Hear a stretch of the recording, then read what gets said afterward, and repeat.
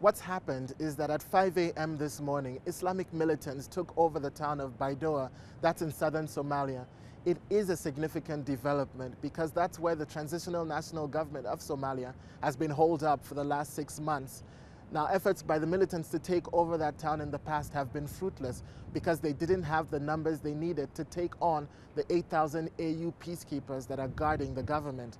But because Hizbul Islam, one of the smaller groups, joined up with the dominant one, Al-Shabaab, recently, they now had the kind of force that they needed to capture the town.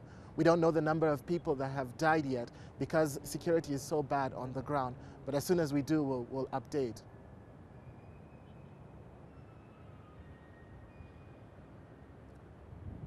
The issue of using force in Ivory Coast is an extremely controversial one. Some African leaders say that they are unlikely to have the kind of success that they did when they intervened in Sierra Leone and Liberia.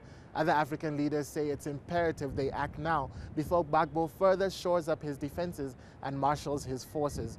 Ivory Coast will dominate AU talks this Friday in Addis Ababa, Ethiopia. Hello and welcome to another exciting edition of Africa Journal. I'm Okwi.Okoh in Nairobi. Here's what's coming up on our weekly roundup of African news and features. In the first half, we'll focus on southern Sudan as it prepares for a referendum on independence. And we'll hear from one of Sudan's top musical ambassadors about the upcoming vote. In the second half, we'll hear how a festival in Togo could help keep Africa's traditional religions and culture alive.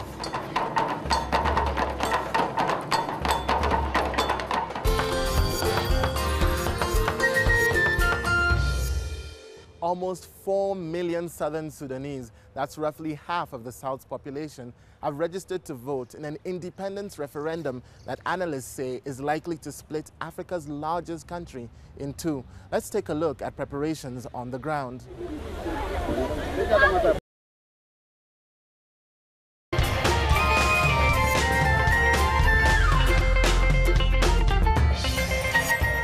Welcome back. I'm Okwi.Okoh and you are watching Africa Journal. Ivory Coast is the world's top cocoa growing nation, but farmers there will be struggling this season to meet previous output levels due to heavy rains. Instead of a bumper harvest, the extra moisture has brought diseases and pests. The country's political situation is only making things worse for the sector that feeds hundreds of thousands of families. This is Cctv.Okwi.Okoh, a state-of-the-art cocoa processing factory that was opened in October this year. It's located in the port city of San Pedro, which is in Ivory Coast. Cctv.Okwi.Okoh is the country's first domestic processing facility and could boost exports of cocoa liquor, which is used to make chocolate, to about 440,000 tons. That's 10,000 tons more than the Netherlands, currently the world's largest cocoa processor. Ahmed Ahmed is the factory's general director.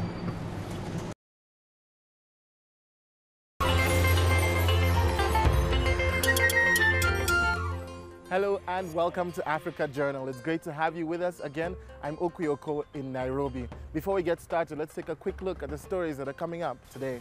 We'll start off on Kenya's coast, where people are being encouraged to fight malaria by getting rid of mosquito breeding grounds. And it's off to Rwanda, where a new generation of soccer stars is being trained against the backdrop of the continent's under-17 championships. And we'll end up in Ethiopia, where a former international model and fashion designer is putting some hot African designs on show.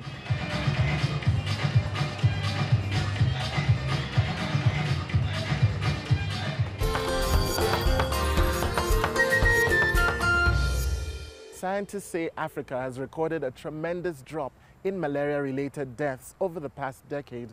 That's partly due to ongoing malaria control and prevention efforts. Let's take a look at a project in Kenya that's helping to fight the disease by going for its source. Hey, yeah.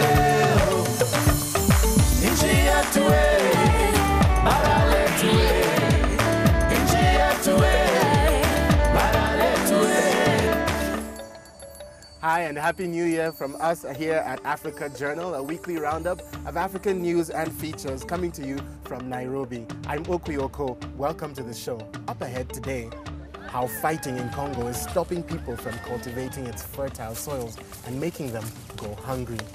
We find out why some farmers in Kenya are turning towards the sweet potato.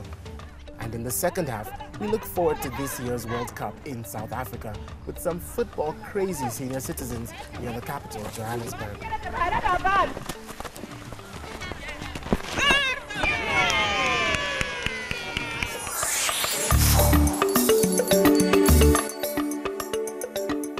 But to the east of the Democratic Republic of Congo first, one of the world's wealthiest regions, both in terms of its minerals and its rich, fertile soils.